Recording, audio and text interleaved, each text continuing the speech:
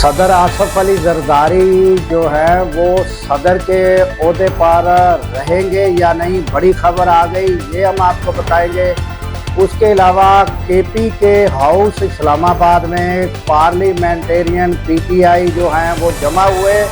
اور پھر وہاں کیا ہوا اور بڑا اجتماع اور پھر لاہور روانگی، یہ سب ہم آپ کے سامنے رکھیں گے۔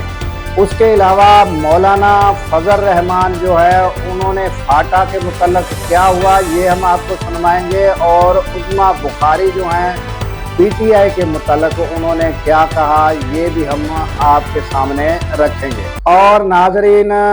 تاحال 60 روزہ جنگ بندی نہ ہو سکی اور نسل کشی جو ہے وہ فلسطین غزہ میں جاری ہے اور انتہائی حالات خراب ہے، یہ بھی ہم آپ کے سامنے رکھیں گے۔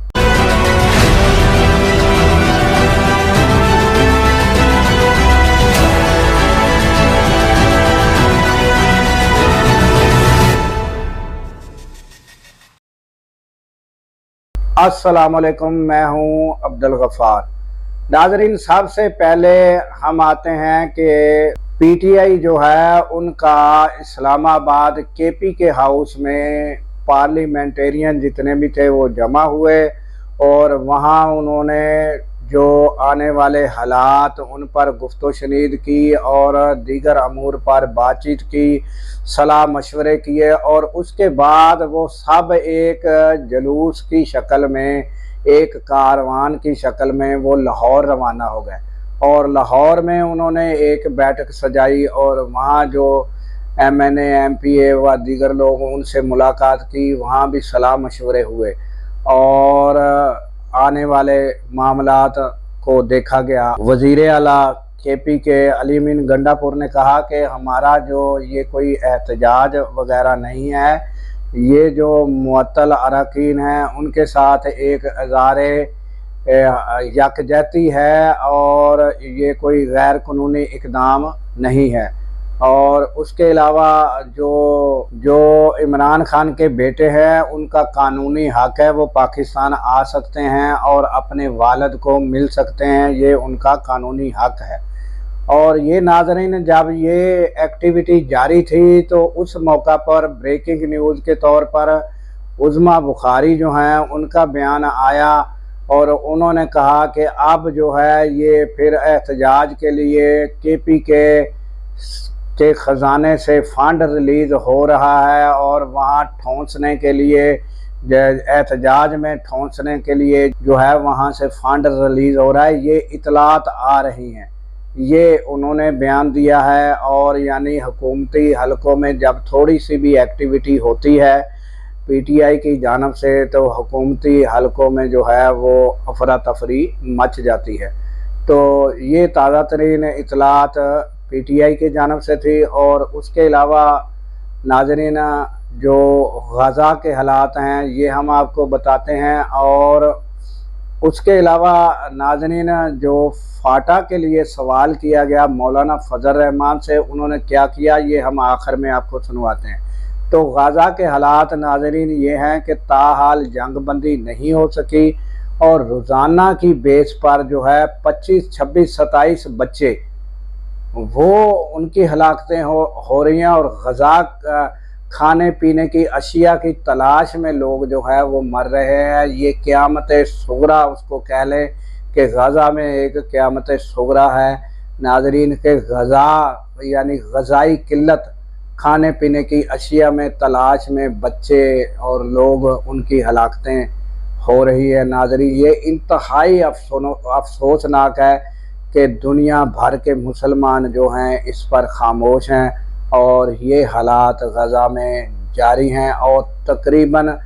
روزانہ 70-80 کے قریب لوگ جو ہیں وہ ان کی گولیوں کا نشانہ بنتے ہیں، اور ان کو جہاں جو ہے وہ شہید کیا جا رہا ہے، لوگوں کو بے گناہ یعنی ان کی اموات ان کو قتل کیا جا رہا ہے۔ تو یہ حالات ہے، اور ان کو امداد جو ہے وہ نہیں پہنچ رہی، جس کی وجہ سے، قلت کی وجہ سے جو ہیں چھوٹے بچے اور بڑے جو ہیں ان کی اموات قلت کی، غذائی قلت کی وجہ سے بھی ہو رہی ہیں۔ تو یہ حالات ہیں۔ اور اس کے علاوہ ناظرین، جب مولانا فضل الرحمان جو ہے انہوں نے یہ گزشتہ روز جو KPK میں حالات کشیدہ ہوئے اور دہشت گردی کے جو واقعات ہیں اس کے بارے میں جب پوچھا گیا تو انہوں نے کہا کہ جو KPK حکومت ہے وہ دھاندلی کی پیداوار ہے، اور خوب انہوں نے یہ اس کے خلاف جو باتیں ہیں وہ کی۔ اور اس کے علاوہ انہوں نے پھر ایک سوال کے جواب میں کہا کہ ہمارے سب کے ساتھ تعلقات ٹھیک ہیں،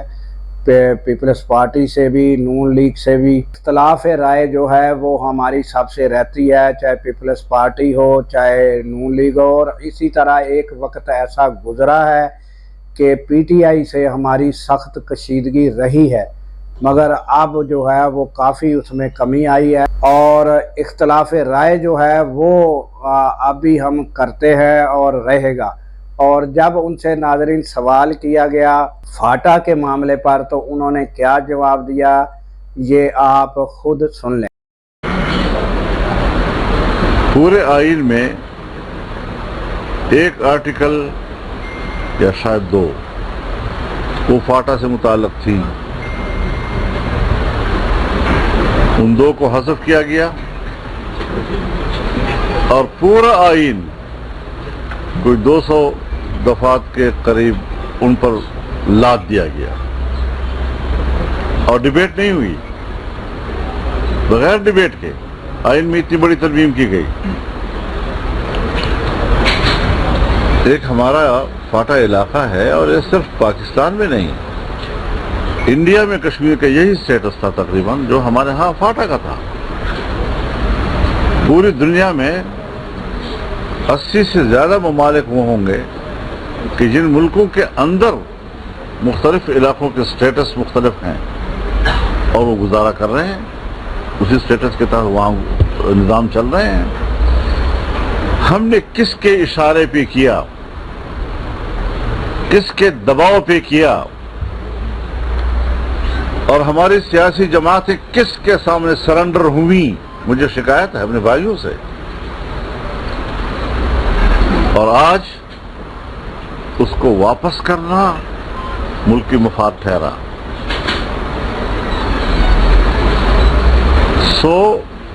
غلط فیصلہ تھا، ان کو تسلیم کر لے جانا